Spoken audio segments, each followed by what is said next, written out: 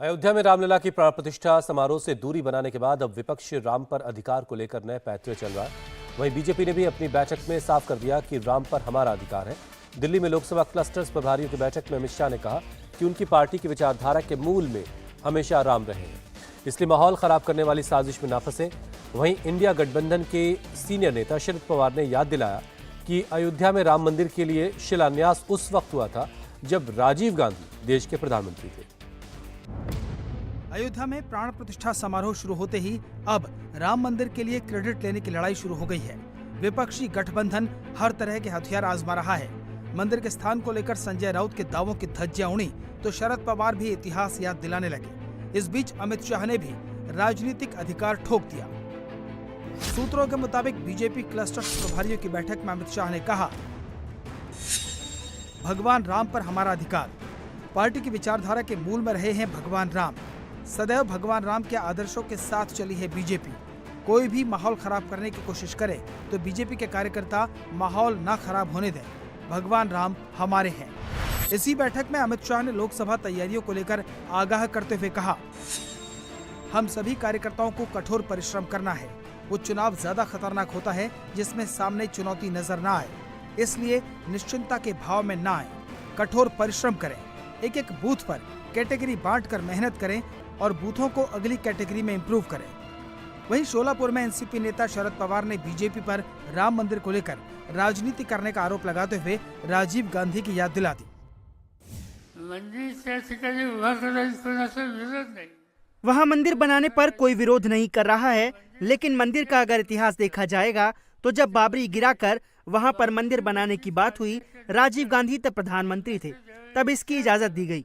राजीव गांधी के कार्यकाल के दौरान मंदिर का शिलान्यास हुआ। इसके बाद कुछ लोग कोर्ट में गए, केस कई सालों तक कोर्ट में चला और अब जाकर कोर्ट का फैसला आया और कोर्ट ने मंदिर निर्माण की इजाजत दी।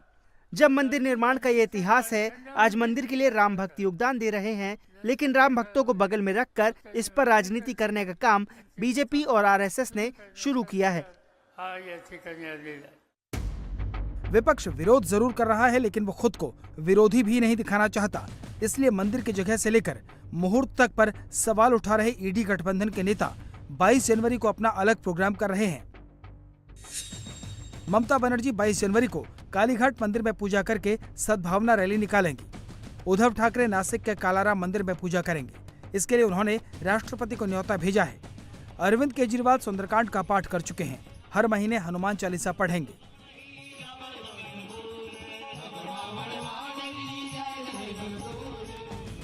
इन सब के बीच संजय राउत के दावे की धज्जियां उड़ गई हैं। राउत ने मंदिर की जगह पर सवाल खड़े किए थे। रीजन क्या है, आप जाकर देखिए। जो गर्भगृह था वहां मंदिर होना था, जो हमने गिराया था वहां मंदिर होना था। वहां मंदिर बन गया क्या?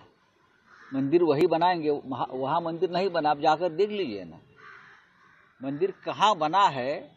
आप 22 तारीख को खुद जाकर देखिए, फिर सवाल पूछिए, फिर मंदिर वही बनाएंगे। ये नारा क्यों दिया था आपने? जनता को मूर्ख बनाने के लिए। पहली बात तो मैंने जिंदगी में ये फलसफा मेरा है कि मूर्खों को मैं जवाब नहीं देता, लेकिन मैं इतना जरूर कहूँगा कि इस प्रकार से हिंदुओं का अपमान करना छोड़ दीजिए।